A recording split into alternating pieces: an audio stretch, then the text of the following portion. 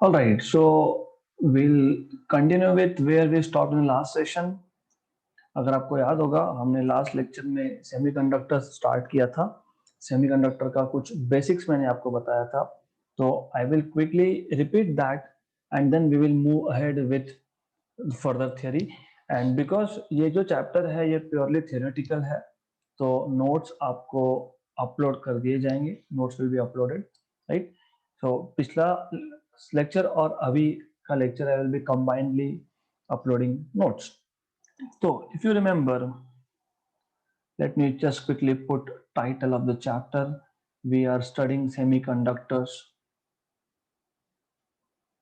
So if you remember, in the last lecture हमने energy bands की बात की थी. अभी एनर्जी बैंड्स क्या है मैं आपको बताता हूँ, राइट. तो द आइडिया वाज कि जब हमारे पास एक आइसोलेटेड एटम होता है, एक सिंगल एटम होता है, तो उस सिंगल एटम में nucleus and then you have electrons revolving around the nucleus, right? Good. Then if we have two electrons in the first orbit, both of these electrons have exactly the same energy. जब दोनों electron की energy ही same है तो मैं इस को एक single line से डिनोट कर सकता हूं. मैं बोल सकता हूं कि ये है energy of electrons in the first orbit E1, और यहाँ पे दो इलेक्ट्रॉन्स है तो मैं यहाँ पे दो डॉट दिखा दूंगा, मतलब दो इलेक्ट्रॉन्स है जिसका एग्जैक्टली सेम एनर्जी है, राइट. देन जो नेक्स्ट हायर ऑर्बिट है सेकेंड ऑर्बिट, अगर उसमें मान लो, just assume if there are n number of electrons, 5 electron है मान लो, जस्ट फॉर एन एग्जांपल बता रहा हूं मैं ये. तो हम what we can do is हम और एक लाइन ड्रॉ कर सकते हैं E2, एंड देन हम यहाँ पे 5 इलेक्ट्रॉन्स दिखा सकते हैं, मतलब all these 5 electrons have exactly the same amount of energy. ये होता है strictly in the case of isolated atom, मतलब उस एटम के आसपास कोई और एटम नहीं है in that case. Good. Then but जब हम सब्सटेंस की बात करते हैं, बल्क मटेरियल की बात करते हैं, तो एक एटम तो होता नहीं है उसमें. उसमें there are many many atoms, millions and billions of atoms in a very small region. छोटे से रीजन में मिलियंस एंड बिलियंस एटम्स हैं वहां पे. तो व्हाट हैपेंस इज, मैं सिर्फ आपको 2 या 3 एटम्स ड्रॉ करके बताने वाला हूं. Just a minute. Okay, so when you have a lot of atoms together, they are closely packed. जब एक सब्सटेंस बनता है, फॉर एग्जांपल मैंने आपको लास्ट लेक्चर में बताया था कि जब एक सब्सटेंस बनता है तो उसमें बहुत सारे आइटम्स दे कम टुगेदर और वो बहुत क्लोज होते हैं. बहुत क्लोज होने की वजह से क्या होता है कि हर एक पर्टिकुलर इलेक्ट्रॉन पे, for example if I talk about, हम अगर पहले ऑर्बिट के इलेक्ट्रॉन की बात अगर करते हैं, तो व्हाट हैपेंस इज किसी भी इलेक्ट्रॉन का charge configuration, charge surrounding same नहीं होता. एक इलेक्ट्रॉन के लिए दूसरा इलेक्ट्रॉन पास में है, एक न्यूक्लियस पास में है, नेगेटिव चार्ज पास में है, पॉजिटिव चार्ज पास में है, तो उस पर अलग अमाउंट ऑफ फोर्स लगता है, मतलब उसका एनर्जी अलग होता है. दूसरा इलेक्ट्रॉन चाहे वो सेम ऑर्बिट का हो, even though that is the same orbit electron, that is first orbit electron, उसके लिए चार्ज का सराउंडिंग अलग होने की वजह से उस पर फोर्स अलग लगता है, तो उसका एनर्जी स्लाइटली शिफ्ट होता है, राइट. तो व्हाट हैपेंस इज ये सेम फिजिक्स हर एक ऑर्बिट के इलेक्ट्रॉन्स के लिए होगा, राइट. तो व्हाट हैपेंस इज अगर हमारे पास हम फॉर एग्जांपल, अगर जो डायग्राम आप देख रहे हो मैंने 3 एटम दिखाए हैं, तो 3 एटम के हर एक एटम के पहले ऑर्बिट में दो दो इलेक्ट्रॉन्स है. हर एक इलेक्ट्रॉन का, मैं फर्स्ट ऑर्बिट की ही बात कर रहा हूं, हर एक फर्स्ट ऑर्बिट के इलेक्ट्रॉन का एनर्जी स्लाइटली शिफ्टेड होगा. तो let's say, late me draw, तो ये एक energy. Then what happens is ये दूसरा एनर्जी लेवल. देन तीसरा, मतलब फर्स्ट ऑर्बिट का ही इलेक्ट्रॉन है, ये भी फर्स्ट ऑर्बिट का ही इलेक्ट्रॉन है, ये भी फर्स्ट ऑर्बिट का ही इलेक्ट्रॉन है। All these first orbit electrons have slightly different energies, so they form a set of energies. उसको हम लोग बोलते हैं energy band, and this energy band is made by all the electrons in the first orbit of atom. Hence, this is energy band of first orbit electrons. तो ये energy band हो गया first orbit electrons का। Similarly जो electrons second orbit में होंगे वो भी एक बैंड बनाएंगे। सिमिलरली जो इलेक्ट्रॉन्स थर्ड में, फोर्थ में, फिफ्थ में होंगे वो भी एक बैंड बनाएंगे। सिमिलरली जो वैलेंस शेल में, वैलेंस मतलब लास्ट शेल में जो भी इलेक्ट्रॉन्स होंगे वो भी एक बैंड बनाएंगे। तो दिस इज वैलेंस बैंड। ये सेकेंड था and so on so fourth, right.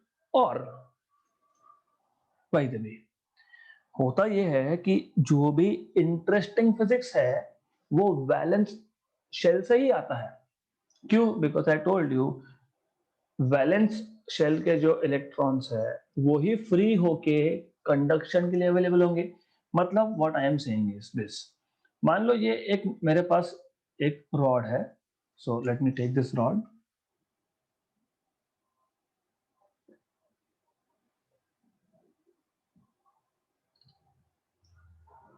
ये एक रॉड है हमारे पास, okay good, right, this is a material.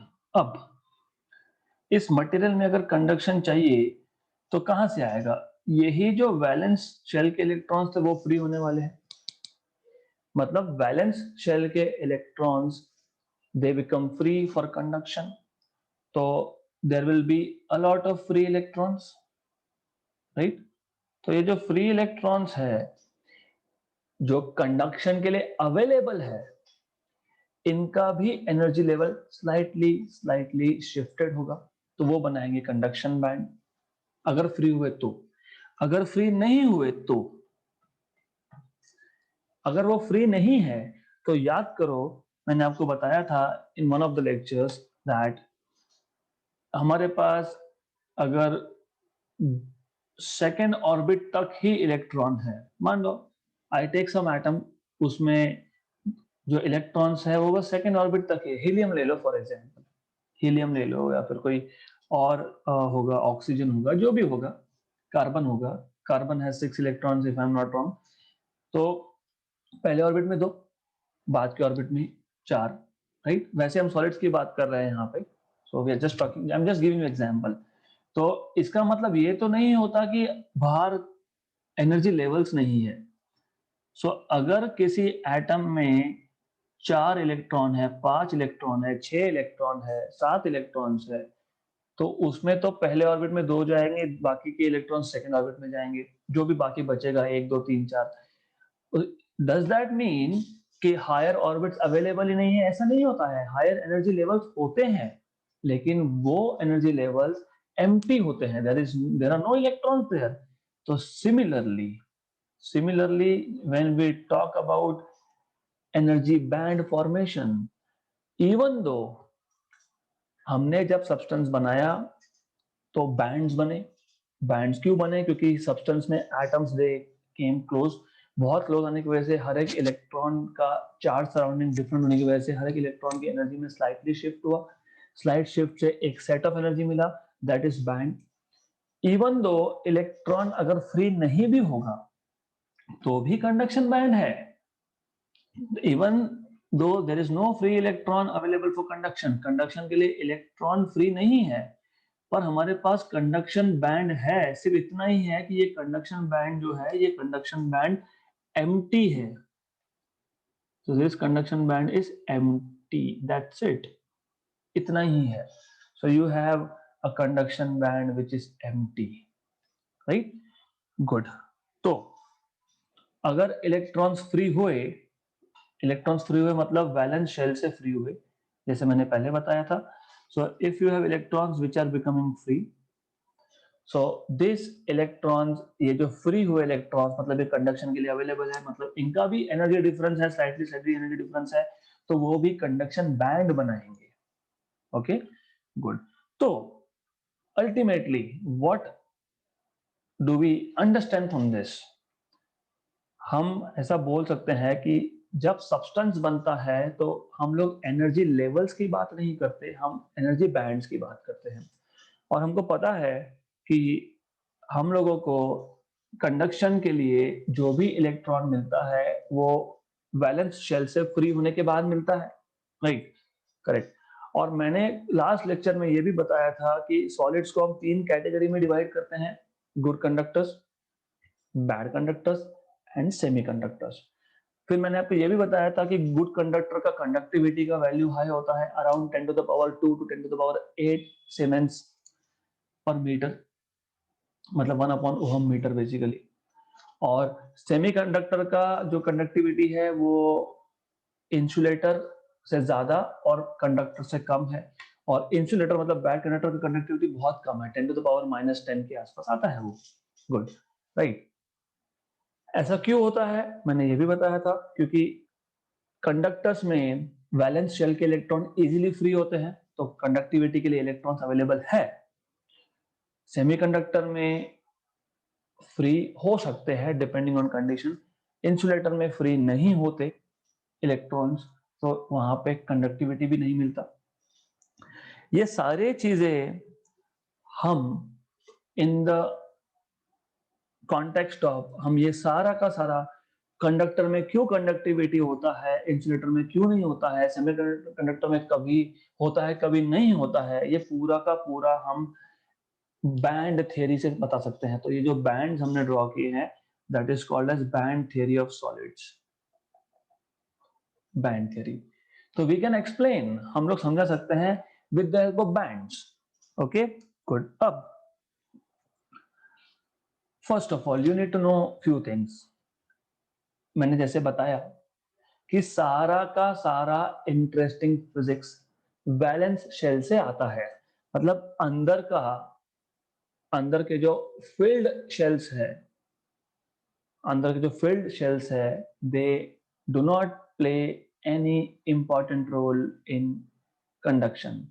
तो उसको हम लोग बोलते हैं कोर, मतलब न्यूक्लियस और जो अंदर के फील्ड ऑर्बिट्स है उनको मैं बोलूंगा कोर, मतलब ये है कोर, है ना? This is not interesting to us क्योंकि ये कंडक्शन के लिए कुछ दे ही नहीं रहा है बेसिकली।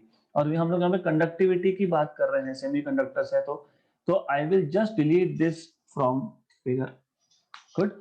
तो all the interesting physics is coming from valence band and conduction band. Okay, तो if you want I can just change the name here, कोई प्रॉब्लम नहीं है, हम इसको अभी बैंड ही बोल देंगे। तो ये है वैलेंस बैंड, ये है कंडक्शन बैंड। Okay, right. तो VB and CB.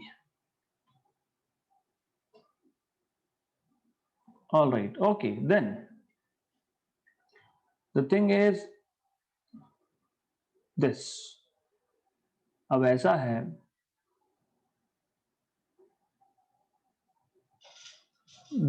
Just a minute, I need to draw little properly. ठीक है, गुड, राइट। अब ये जो कंडक्शन बैंड का मतलब बेसिकली कंडक्शन बैंड का जो लोअर लेवल है और वैलेंस बैंड का जो अपर लेवल है, the difference between top value, the top of valence band and the bottom of conduction band, what I am saying is this, ये difference है ना, the difference between top of valence band and bottom of conduction band, इसको बोलते हैं हम लोग energy gap, band gap, forbidden energy gap, अलग अलग नाम है इसके, राइट?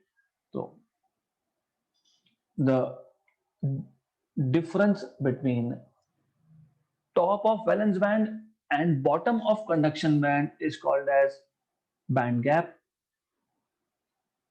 या फिर forbidden energy gap, energy gap भी बोलते हैं। इसका मतलब यहाँ पे कोई लेवल नहीं हो सकता, यहाँ पे कोई बैंड नहीं हो सकता, यहाँ पे कोई इलेक्ट्रॉन का एनर्जी, इलेक्ट्रॉन विल इधर भी इन वैलेंस बैंड और भी इन कंडक्शन बैंड। ओके, तो अच्छे से समझ लो, वैलेंस बैंड का टॉप और कंडक्शन बैंड का बॉटम, इसमें जो डिफरेंस है एनर्जीज का उसको हम लोग बोलते हैं फॉरबिडन एनर्जी गैप या फिर band gap. Okay, good good. Now हम अब एक एक करके कंडक्टर्स को कैसे एक्सप्लेन करेंगे यूजिंग बैंड्स, सेमीकंडक्टर्स को कैसे एक्सप्लेन करेंगे यूजिंग बैंड्स, और इंसुलेटर्स को कैसे एक्सप्लेन करेंगे using bands, will see now one by one. Just a minute, let me make some space.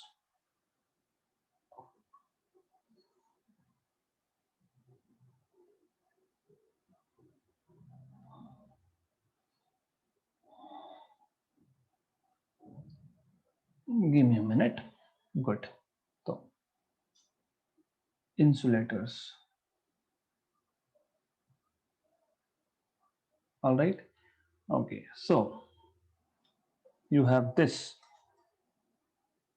अब एग्जैक्टली कंडक्टर्स कंडक्ट क्यों करते हैं, हमको पता है क्यों करते हैं। वैलेंस बैंड के इलेक्ट्रॉन्स इजीली फ्री हो जाते हैं, कंडक्शन के लिए अवेलेबल होते हैं, मटेरियल के साथ है, मतलब मैंने जैसे बताया डायग्राम में, यू कैन सी ये जो इलेक्ट्रॉन्स है, दिस इलेक्ट्रॉन्स आर फ्री, मतलब ये किसी एटम के साथ एसोसिएटेड नहीं है, बट ये मटेरियल में है, तो they can freely move around, इसलिए कंडक्शन होता है। यस, लेकिन मुझे अगर बैंड थ्योरी के अकॉर्डिंग मुझे बताना है, तो बैंड थ्योरी में फॉर कंडक्टर्स क्या होता है, फॉर कंडक्टर्स ये जो बैंड गैप था, जो एक फॉरबिडन एनर्जी गैप था, फॉर कंडक्टर्स ये बैंड गैप बहुत छोटा होता है, या तो कंडक्शन बैंड और वैलेंस बैंड ओवरलैप होता है।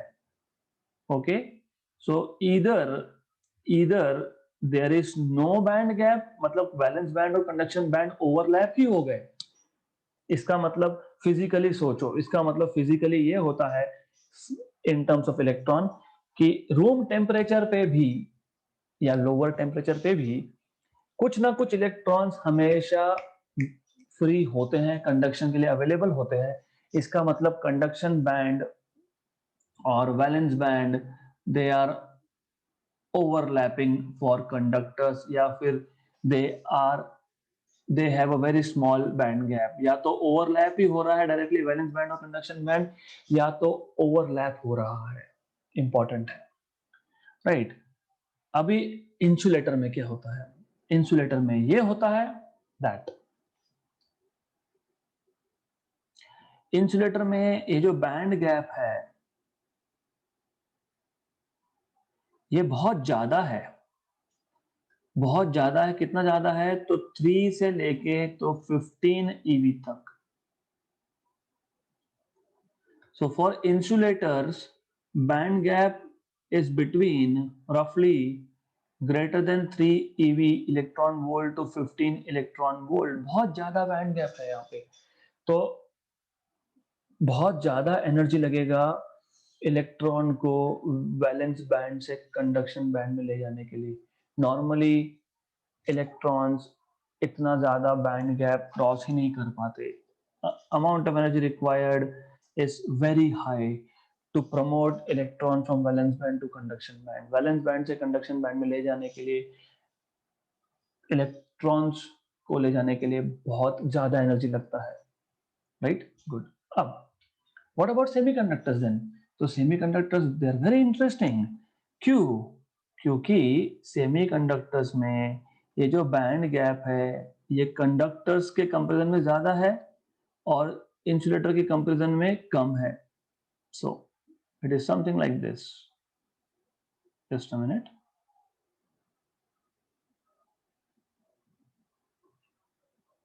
Just a minute, ये तो रेडी ही नहीं है स्ट्रेच होने के लिए। Okay, good।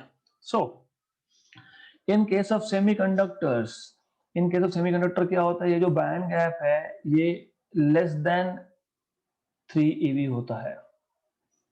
तो 1 eV से लेके 3 eV के बीच में, 1 eV से भी कम बेसिकली, तो लेस देन 3 eV होता है। मतलब कंडक्टर्स में वैलेंस बैंड और कंडक्शन बैंड डायरेक्ट ओवरलैप है। इसका मतलब ये कंडक्टर्स में मोस्टली वैलेंस इलेक्ट्रॉन फ्री हो चुके हैं and some amount of electrons are always available for conduction. Valence band और कंडक्शन बैंड का ओवरलैप का मतलब ये होता है कि हमेशा at any room, at any temperature, normally at any temperature मतलब I am not talking about minus temperature, मैं बोल रहा हूँ प्लस में 5 degree, 6 degree, 10 degree room temperature पे नॉर्मली कंडक्टर्स में कुछ ना कुछ इलेक्ट्रॉन्स फ्री होते हैं फॉर कंडक्शन।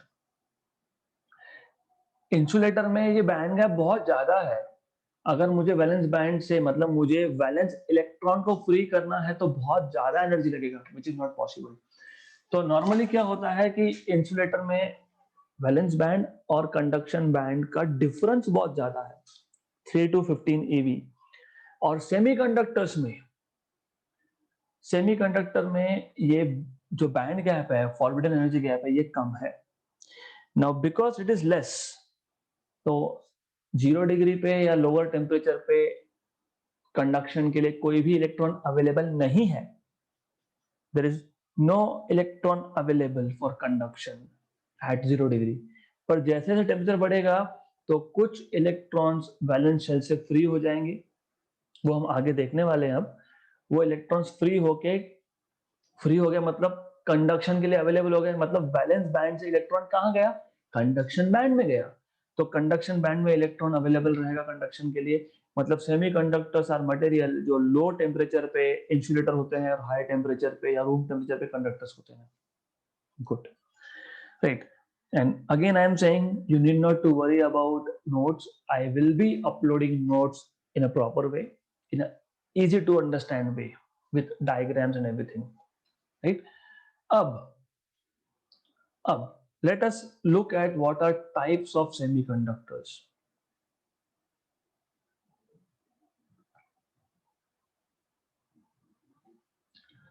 तो types of semiconductors, normally semiconductors को हम दो टाइप में डिवाइड कर सकते हैं। हम लोग बोल सकते हैं प्योर सेमीकंडक्टर या फिर इंट्रिंसिक सेमीकंडक्टर।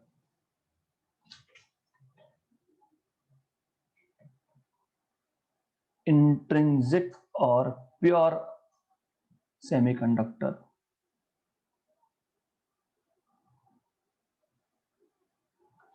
राइट। अब इंट्रिंसिक सेमीकंडक्टर मतलब क्या, इसका मैं आपको एक एग्जांपल बताता हूँ। और आपको पता होना चाहिए कि जिस एटम के लास्ट शेल में 4 इलेक्ट्रॉन्स हैं, only those can be called as semiconductors. तो silicon is one of those material. Silicon element जो है उसमें लास्ट शेल में 4 इलेक्ट्रॉन्स होते हैं। तो अब ऐसा है, जो सेमीकंडक्टर एक्सट्रीमली प्योर है, मतलब मैं सिलिकॉन सब्सटेंस ले रहा हूं, सिलिकॉन सब्सटेंस मतलब उसमें सिलिकॉन के एटम्स होने चाहिए। तो उस जो सब्सटेंस है, जो मटेरियल है, उसमें सिर्फ सिलिकॉन है, there is no other element, वहां पे कोई दूसरे टाइप का एलिमेंट नहीं है, सिर्फ सिलिकॉन है। तो मैं एक डायग्राम ड्रॉ कर रहा हूं, उसको बोलते हैं crystal structure of pure semiconductor या फिर crystal structure of silicon semiconductor. तो बेसिकली क्या है, I am making some material और मैं ऐसा कर रहा हूं, ये है, let me draw it this way, this is silicon, one silicon, okay, atom है।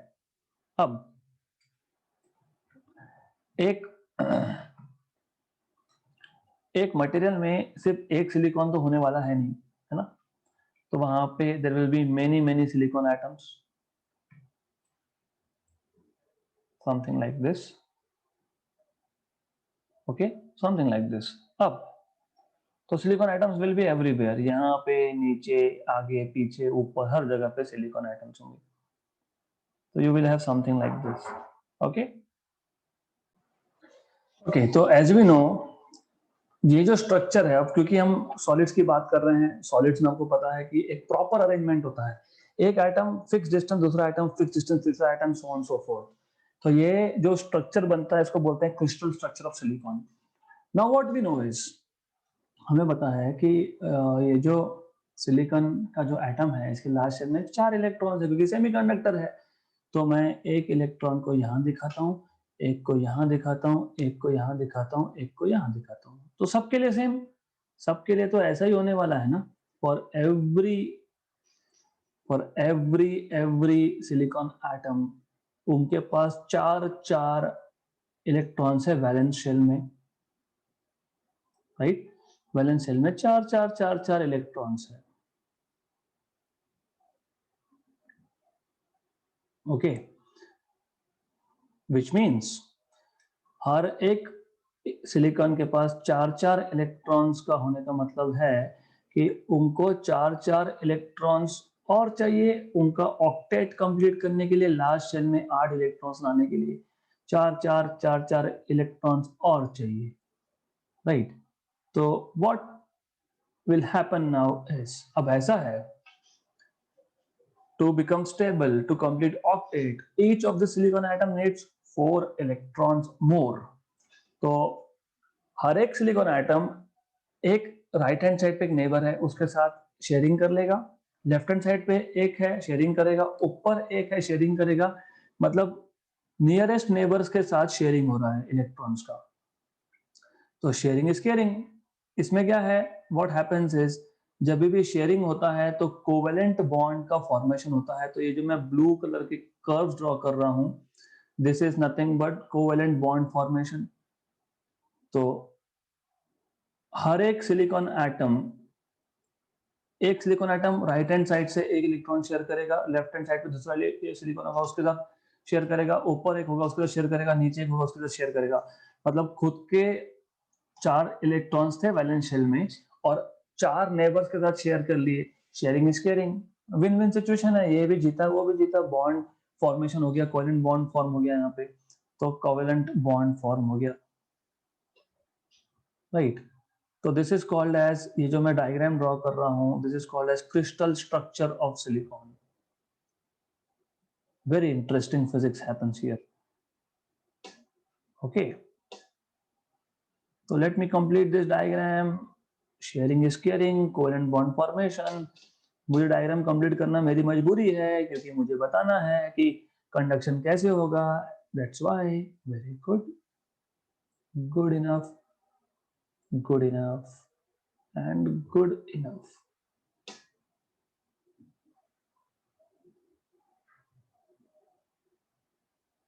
Done done done done done done, right. अब 0 डिग्री सेल्सियस पे ये सिचुएशन है। मतलब 0 डिग्री सेल्सियस पे सारे के सारे सिलिकॉन एटम्स नेबर्स के साथ इलेक्ट्रॉन शेयर करके कोवेलेंट बॉन्ड का फॉर्मेशन हो गया। अब व्हाट विल हैपन इज, मैं सेमीकंडक्टर की बात कर रहा हूं तो I take this diagram from here, sorry for this. Okay, what will happen is, देखो अब ऐसा है,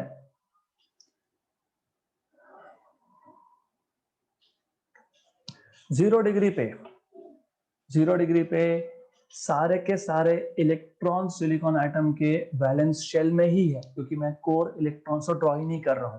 मैंने आपको पहले ही बता दिया है कि we will be strictly focusing on what is happening in valence shell, valence orbit. अब एज यू कैन सी यहाँ पे यहाँ पे सारे के सारे जो इलेक्ट्रॉन्स है वो वैलेंस शेल में ही है। मतलब वैलेंस बैंड फिल्ड है, क्योंकि इलेक्ट्रॉन्स वैलेंस शेल में है तो वैलेंस बैंड फिल्ड है। कंडक्शन बैंड एम्प्टी है क्योंकि कंडक्शन के इलेक्ट्रॉन फ्री नहीं हुआ। अब जैसे हम टेम्परेचर बढ़ाएंगे वैसे वैसे क्या होगा, जैसे जैसे टेम्परेचर बढ़ाया वैसे वैसे बॉन्ड टूटने लगेंगे। बॉन्ड टूटने लगे मतलब इलेक्ट्रॉन्स एक एक करके फ्री होंगे।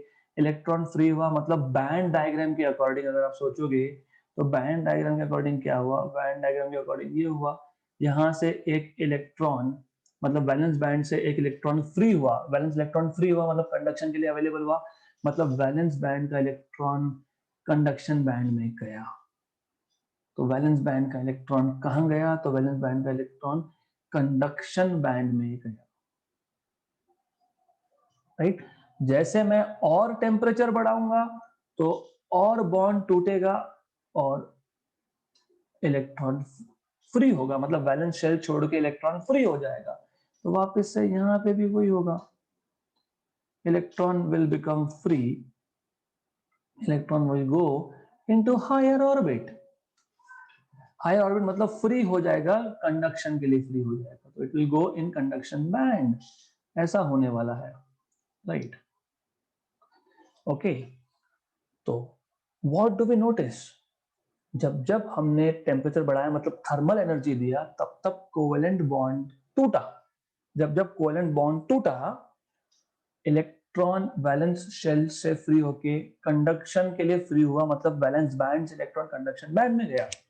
जब जब इलेक्ट्रॉन कंडक्शन बैंड में गया, तो वैलेंस बैंड में जो आप वो व्हाइट डॉट्स देख रहे हो, होल्स बोलते हैं इसको, तो दीज आर होल्स, तो होल्स बनना शुरू हो गए। होल मतलब क्या होता है, पॉजिटिव चार्ज होता है। पॉजिटिव चार्ज क्यों होता है, क्योंकि इलेक्ट्रॉन नेगेटिव था, इलेक्ट्रॉन छोड़ के गया, नेगेटिव चार्ज छोड़ के गया, तो इलेक्ट्रॉन की जो खाली स्पेस बचेगी, इलेक्ट्रॉन का जो एम्प्टी स्पेस बचेगा, उसको बोलते हैं होल। क्योंकि नेगेटिव चार्ज गया, नेगेटिव चार्ज के जाना मतलब वो जगह जहां पे इलेक्ट्रॉन पहले था वो पॉजिटिव हो गया।